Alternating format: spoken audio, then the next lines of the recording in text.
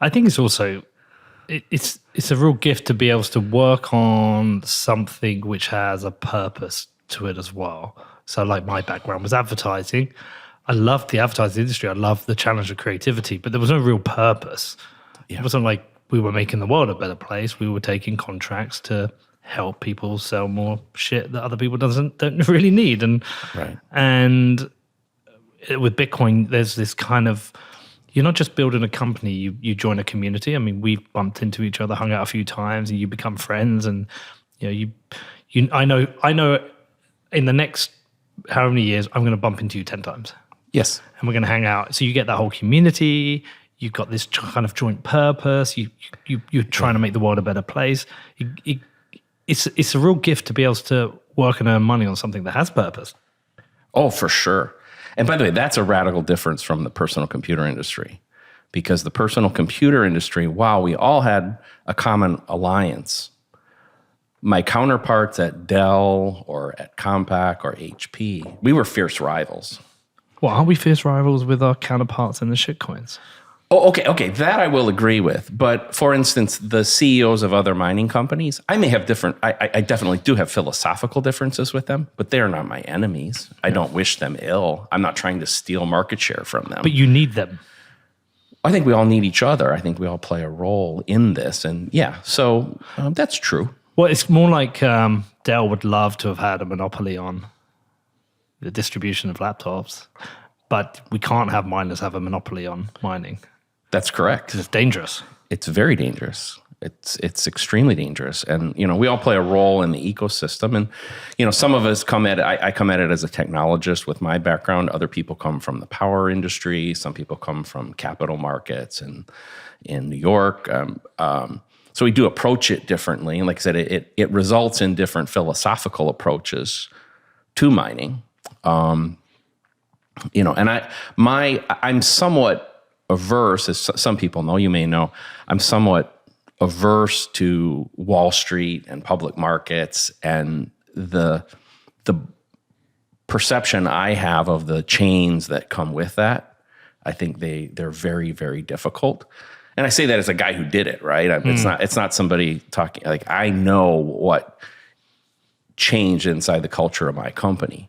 And it had phenomenal benefits, and it also had phenomenal downsides. And at this point in my life, I don't want to deal with those downsides, even if it means I'm smaller. And I think that's some things too. Like some people, having been involved in technology a long time, some people, especially I think when you're younger, your belief is like, I have to be big. I have to be the king of the world. Mm-hmm. And then as you get a little older, hopefully a little wiser, you realize like, well, no, you can't measure your success that way. It's not about your market share or how much hash rate you have or like those sort of things. It's about, it's about, are you contributing? It's about playing a role within this ecosystem. I mean, that's how I look at it. Like I have to play a role. And I think the role I play, which is kind of in the small to medium-sized miner market, which, as you said, I think we all play a role in this ecosystem, needs this diversity. Somebody has to be a spokesperson for that. Somebody has to be an advocate for it, and that's the role I'm taking. I think also it's one of those things that happen when you get older, because I'm starting to feel like I'm older, right? I'm a few years younger than you, Bob, but I am starting to feel like I'm older. I'm 45, and I'm starting to think about, okay, the horizon where I kind of retire and slow down is not far away. I can see it. Mm-hmm. And so I think what tends to happen is you become really conscious of the value of time and the scarcity of time. Yeah. And time is a weird scarcity because you don't actually know how much you've got. It could be one day or it could be 20 with 30, 40 more years. You just don't know. And I think when you're younger, you have all that energy because you think, if I do this, I'll make all this money, it'll make you happy. And actually, it doesn't really. And then you become aware of time and using time to be happy in the present rather. Like when you're young, you're trying to make happiness in the future. Mm-hmm. And I think as you get older, you're trying to make happiness now. Yes. Yeah, that's actually really wise. Because what I can say is, I mentioned, I had a small company. It was acquired by Gateway before Gateway IPO'd. And so I got a lot of stock. I got a lot of stock options. There you go. did very well. By the late 90s, I started cashing out. I had some really good years. It's public information. Like that's one of the things. When you're a C-suite executive, your stock sales and all that, so people can go look it up if they're interested. So I had some really good years. What I can say is that some of my most unhappy years followed that immediately. And is it when you got divorced? yeah, I did. I got divorced. Same for me. You know, and so like the money had nothing to do with anything, right? So you reevaluate all those priorities, and then you kind of start resetting it. And I'm at a point now where I think I have a pretty good understanding of what makes me happy and fulfilled, and what I want to accomplish too. And luckily, Bitcoin ticks a whole bunch of those boxes. No, I get it. Like Bob, when I got divorced, at that time was my wealthiest time up until then. I was comfortable, business was doing well. We had 45, not huge, but 45 staff, felt successful. And my marriage collapsed and I was miserable. And no amount of money was going to fix that. You could knock on the door the next day and go, here, Pete, here's $10 million. Here's $100 million. I was miserable. So I empathize with that fully. Yes. But these are very good years for me. Because I didn't know that I would ever get this chance again. Like it's kind of like I use this analogy to a rock star. I think when athletes and rock stars, like you see all these catastrophic stories, right? They have this great career and then they're dead, or they're in a rehab, or they're in a whatever, because you can't deal with the backside. Like you had this period where you had this purpose and everybody's telling you how great you are and all these things have come together for you, and then it's gone. And that's kind of what happened to me in my own way after I left the personal computer industry. But now I don't have that anymore. Now I feel like I'm back. I have purpose. Bob is back. Love it. Yeah. Do you think, not to be kind of like hyperbolic, but do you think Bitcoin has anything to do with that? Because one of the things I love about Bitcoin is the things it teaches you about, again, time, yourself, the world. It forces you down so many rabbit holes that you kind of have to kill your ego and learn and accept a few things. And like it's an ongoing process. Yeah. I 100% support that position.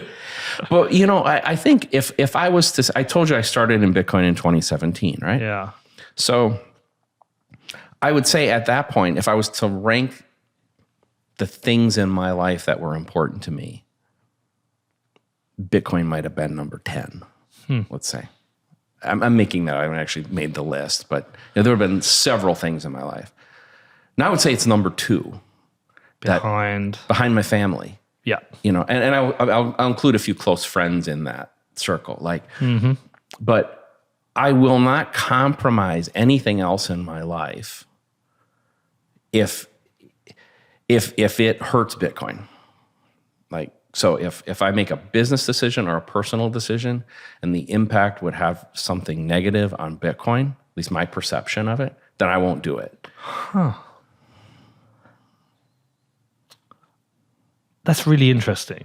I'm paused for thought because I'm thinking, have I made those decisions? And I think there's certain decisions along the path of this podcast I wouldn't have made if I'd have thought like that. That's a really interesting way to think about it. Even if it's a minor. Yeah.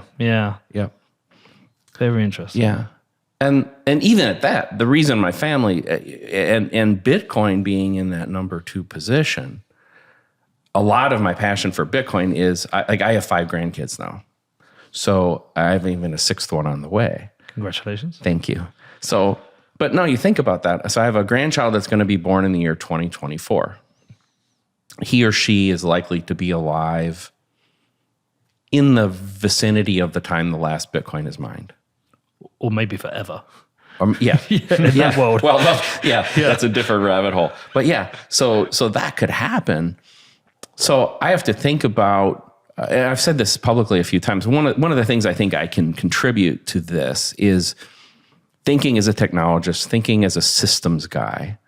And I believe what we're trying to build is a monetary system that will last 1,000 years. And a lot of us get forced into short-term thinking. What's going to happen before the halving? Like we're in this bubble, and that's okay. I'm not saying that's wrong, but stepping back sometimes and looking at the longer horizon. So what I'm saying is like, hey, maybe the last thing I can do on this earth of significance, at least to society, is to help Bitcoin position itself to be that money for 1,000 years, because I want that grandchild and his or her children to live in a world that's free, that doesn't have the burden of this monetary system that steals from it every day. And so that's my gift. That's what I can do with my time. And so then I come back to that, like, hey, if I do something, if I make a decision that benefits me in the short term, but creates some resistance to Bitcoin, then I'm hurting my family. I'm hurting these people that I love. And I couldn't live with myself with that. So I'm going to think about what you said there a lot in the future. Definitely.